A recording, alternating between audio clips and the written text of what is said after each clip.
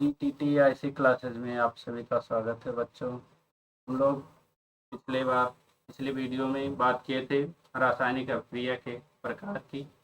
रासायनिक अपक्रिया 5 प्रकार की होती है: संयोजन या योगात्मक अपक्रिया, वियोजन या अपघटन अपक्रिया, विस्थापन अपक्रिया, द्विविस्थापन अपक्रिया और ऑक्सीकरण अपचयन अपक्रिया। इसमें हम लोग अपक्रिया के 2 प्रकार के बारे में बात कर चुके हैं पिछले वीडियो में। आज तीसरा जो अपक्रिया का प्रकार है, तीसरा जो है विस्थापन अपक्रिया, इसके बारे में बात करेंगे। विस्थापन अपक्रिया विस्थापन अपक्रिया होती है क्या? विस्थापन अपक्रिया में होता है वह अपक्रिया जिसमें उच्च क्रियाशील धातु निम्न क्रियाशील धातु को उसके लवण से विस्थापित कर देती है। तो उच्च क्रियाशील धातु होती है वो निम्न क्रियाशील धातु को उसके लवण से विस्थापित कर देती है। इसके कुछ उदाहरण है, जैसे कॉपर सल्फेट है, जैसे copper sulphate USO4। Copper sulphate को जब फेरस के साथ क्रिया कराया जाता है, तो फेरस जो है वो कॉपर से अधिक क्रियाशील है, तो यहाँ से कॉपर को निकाल देता है और उसकी जगह पर अपना हो जाता है। तो ये बना लेता है फेरस सल्फेट और कॉपर को उठा करके अलग कर देता है। मतलब इसमें इस विस्थापन अभिक्रिया में जो ज़्यादा शक्तिशाली होता है वो कम शक्तिशाली को उठा करके बाहर फेंक देता है, झगड़ा करके उसको निकाल देता है उसकी जगह से। और एक उदाहरण देख लेते हैं। उदाहरण दूसरा है, इसमें कॉपर सल्फेट का फिर लिया गया कॉपर सल्फेट CuSO4। इसको जब जिंक के साथ क्रिया कराया जाता है, यहाँ जिंक कॉपर सल्फेट से अधिक क्रियाशील है, तो ये जिंक सल्फेट बना लेता है। जिंक सल्फेट और कॉपर को बाहर कर।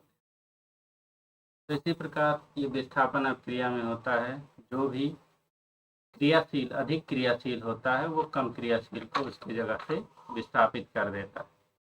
उसके बाद में चौथे पॉइंट पे आता है द्विविस्थापन अपक्रिया।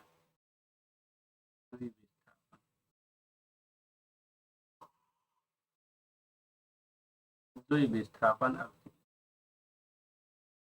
द्विविस्थापन अपक्रिया में आयनों का आदान प्रदान होता है। इसमें परस्पर आयन जो है वो चेंज हो जाते हैं। जैसे AX प्लस BY है, तो ये हो जाएगा BX प्लस AY हो जाता है। इसमें आयनों का आपस में इंटरचेंज हो जाता है, आदान प्रदान हो जाता है। इसके एग्जाम्पल हैं 2HCl हाइड्रोक्लोरिक अम्ल को जब पोटेशियम ऑक्साइड के साथ क्रिया कराया जाता है तो ये पोटेशियम क्लोराइड बना लेता है 2KCl और प्लस H2O। यहाँ से ऑक्सीजन अलग हो जाता है और यहाँ से हाइड्रोजन अलग हो। पोटेशियम के साथ क्लोरीन जुड़ करके पोटेशियम क्लोराइड बना लेता है और हाइड्रोजन ऑक्सीजन के साथ जुड़ करके जल बना लेता है। और एक उदाहरण है इसमें 6HCl प्लस 2AlOH का होल ट्राइस। इसमें हाइड्रोक्लोरिक अम्ल और एल्युमिनियम हाइड्रोक्साइड ये जब आपस में क्रिया करते हैं तो ये एल्युमिनियम क्लोराइड बना लेते हैं, AlCl3 एल्युमिनियम क्लोराइड बना लेते हैं और यहाँ से बन जाता है जल। 6H2 जल बन जाता है। और एक है 2HCl प्लस Na2O, ये क्रिया करके NaCl बनाते हैं और H2O जल बनाते हैं। हाइड्रोक्लोरिक अम्ल और सोडियम ऑक्साइड जो क्रिया करते हैं, क्रिया करने के बाद सोडियम क्लोराइड और जल बनाते हैं। ये द्विविस्थापन अपक्रिया है। इसमें परस्पर आयनों का आदान प्रदान हो जाता है। इसे द्विविस्थापन अभिक्रिया कहते हैं। अब इसकी गति के आधार पर जो द्विविस्थापन अभिक्रिया होती है, द्विविस्थापन अभिक्रिया की गति के आधार पर दो प्रकार की होती है, एक मंद अभिक्रिया होती है और एक तीव्र अभिक्रिया होती है। मंद अभिक्रिया वह अभिक्रिया है जो धीरे धीरे होती है और तीव्र अभिक्रिया जो है वह जो तेजी से होती है। पहले बात करते हैं मंद अभिक्रिया की।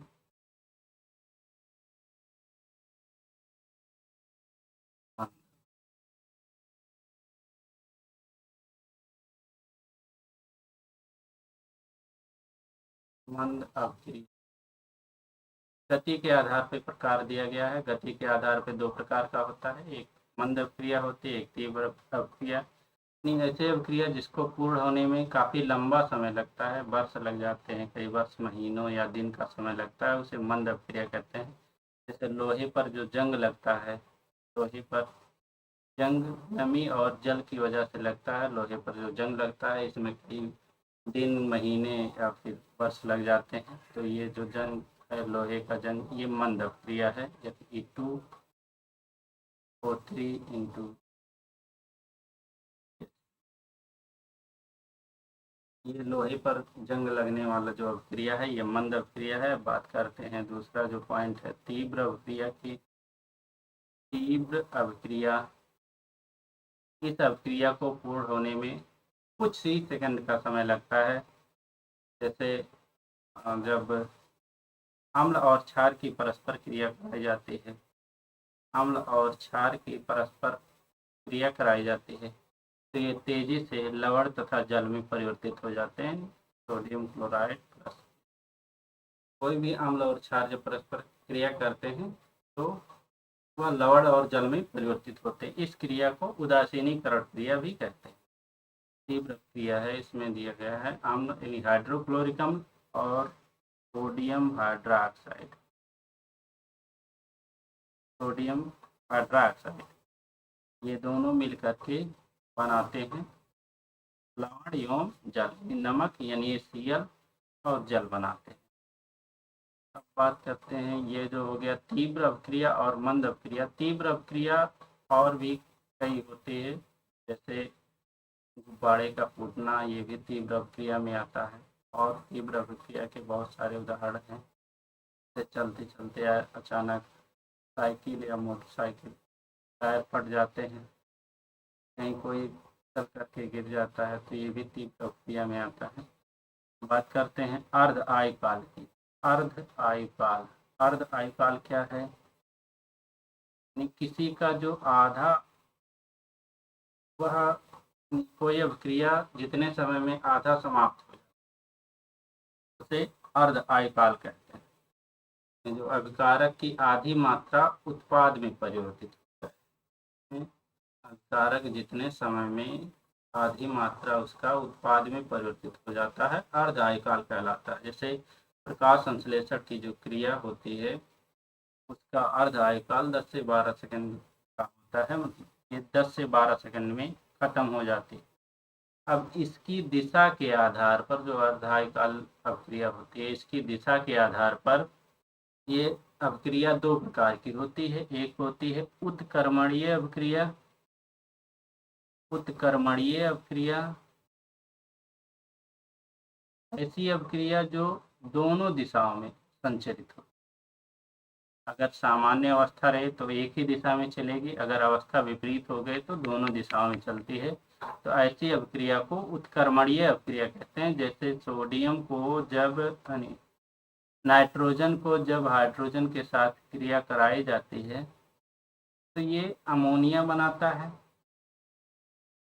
यानी H3 अमोनिया बनाता है। लेकिन जब अवस्था विपरीत हो जाती है, यानी जो उत्प्रेरक लगाए जाते हैं वो विपरीत अवस्था का भी कार्य करती है, कुछ कंडीशन फॉलो ना होने पर ये अभिक्रिया जो होती है दूसरे दिशा में चलने लगती है, यानी फिर अमोनिया जो नाइट्रोजन और हाइड्रोजन में टूटने लगती है। और दूसरा जो है अनुत्कर्मणीय अभिक्रिया है। अनुत्कर्मणीय, अनुत्कर्मणीय अभिक्रिया वह अवक्रिया होती है जो केवल केवल एक ही दिशा में होती है। उत्कर्मणीय अवक्रिया दोनों दिशाओं में हो सकती है, लेकिन अनुत्कर्मणीय अवक्रिया केवल और केवल एक ही दिशा में होती है। और यह अवक्रिया जो होती है, ये ऊष्मा के अवशोषण या ऊष्मा के आधार पर, अवशोषण या निष्कासन के आधार पर दो प्रकार की होती है। एक जो होता है ऊष्माक्षेपी होता है, ऊष्माक्षेपी अवक्रिया। ऊष्माक्षेपी अवक्रिया वह अवक्रिया है जिसमें ऊष्मा उत्सर्जित होती है, क्रिया के दौरान ऊष्मा उत्सर्जित होती है। जैसे जब हम चूने को कली चूने को पानी में डालते हैं, कली चूने को पानी में डालते हैं तो ये कैल्शियम हाइड्रोक्साइड में परिवर्तित हो जाता है और ऊष्मा देता है। लकड़ी को कार्बन को जब जलाया जाता है ऑक्सीजन के साथ तो ये कार्बन डाइऑक्साइड में परिवर्तित होता है और ऊष्मा देता है। ग्लूकोज को जब ऑक्सीजन के साथ क्रिया कराया जाता है C6H12O6 का जब ऑक्सीजन के साथ क्रिया कराया जाता है तो ये कार्बन डाइऑक्साइड में बदलता है, 6CO2 कार्बन डाइऑक्साइड में बदलता है और जल में बदलता है और ऊर्जा देता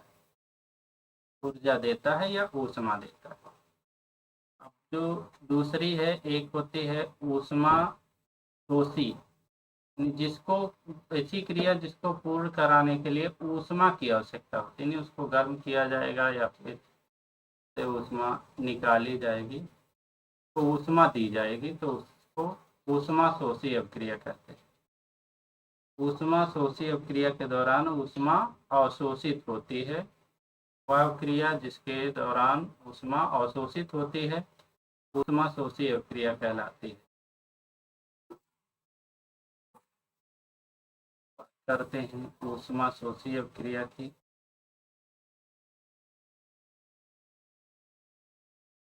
ऊष्मा शोषी दूसरा है, ये है ऊष्मा शोषी है, ऊष्मा शोषी अवक्रिया है।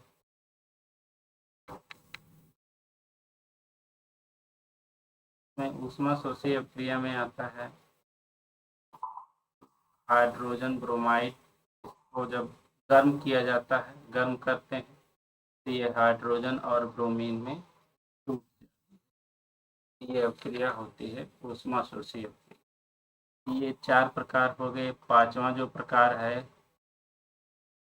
रासायनिक अवक्रिया का वो है ऑक्सीकरण एवं अपचयन। ऑक्सीकरण एवं अपचयन अवक्रिया।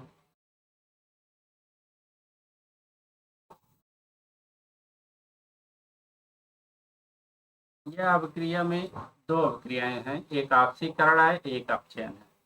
तो इसमें एक जो ऑक्सीकरण होता है इसमें इलेक्ट्रॉन का त्याग होता है, यानी जो ऋण आयन वाले पदार्थ होते हैं, तत्व होते हैं, वो जुटते हैं, इलेक्ट्रॉन का त्याग होता है और दूसरे में चयन में इलेक्ट्रॉन ग्रहण होता है। तो ऑक्सीकरण में होता है ऑक्सीजन यानी ऋण आयन का योग होता है। ऑक्सीकरण प्रक्रिया जो होती है ऑक्सीकरण अवक्रिया में ऑक्सीजन का योग होता है, यानी ऋण आयनों का योग होता है। ऋण आयन कार्बन मोनोऑक्साइड को जब ऑक्सीजन के साथ मिलाया जाता है तो ये कार्बन डाइऑक्साइड में बदल जाते हैं, मतलब इसमें ऑक्सीजन या ऋण आयन जुटते हैं, इसमें ऋण आयन का योग होता है, ऋण आयनों का योग होता है। इसमें ऋण आयनों का योग होता है, यानी नेगेटिव आयन वाले पदार्थ या तत्व जुड़ते हैं तो उसे ऑक्सीकरण कहते हैं। और जो अपचयन होता है, अपचयन में धन आयन जुड़ते हैं और ऋण आयन बाहर होता है। अपचयन अवक्रिया में धन आयन जुड़ते हैं और ऋण आयन बाहर होता है, यानी ऋण आयनों का निष्कासन होता है। ऋण आयनों का निष्कासन होता है, ऋण आयनों का निष्कासन होता है तो उसे अपचयन अभिक्रिया कहते हैं। इसमें जैसे जल है, जल को जब कार्बन के साथ मिलाया जाता है तो यह कार्बन मोनोऑक्साइड बनता है और हाइड्रोजन को यानी धन आयन को, ऋण आयन को निष्कासित कर देता है, बाहर कर देता है। यहाँ इसके साथ यहाँ से हाइड्रोजन धन आयन है, इसके साथ ऋण आयन ऑक्सीजन जुड़ा है, इसको यहाँ से बाहर कर दिया, कार्बन के साथ हो गया। अब एल्युमिनियम एक और उदाहरण है। एल्युमिनियम को जब फेरस ऑक्साइड के साथ जब E2O3 फेरस ऑक्साइड के साथ क्रिया कराया जाता तो यहाँ से फेरस के साथ जो नेगेटिव यानी ऑक्सीजन आयन ऋण आयन जुड़ा है तो ये यहाँ से इसको बाहर कर देता है और बना लेता है, अकेले हो जाता है फेरस और बन जाता है एल्यूमिनियम ऑक्साइड। अब इन दोनों अभिक्रियाओं को ऑक्सीकरण और अपचयन अभिक्रिया जब संयुक्त रूप से, कोई भी अभिक्रिया जब होती है उसमें ये दोनों संयुक्त रूप से कार्य करते हैं, उस अभिक्रिया को कहते हैं रेडॉक्स अभिक्रिया। रेडॉक्स अभिक्रिया जब दोनों संयुक्त रूप से कार्य करते हैं तो उसको कहते हैं रेडॉक्स अभिक्रिया। आज के लिए इतना ही है। क्रिया 5 प्रकार की थी, ये समाप्त हो गई है। अब क्रिया के 5 प्रकार हो गए हैं। अब बात करते हैं आगे, अगले वीडियो में बात करेंगे IUPAC नाम की। तो आज के लिए इतना ही। समझ में आया चैनल को लाइक करें, सब्सक्राइब करें।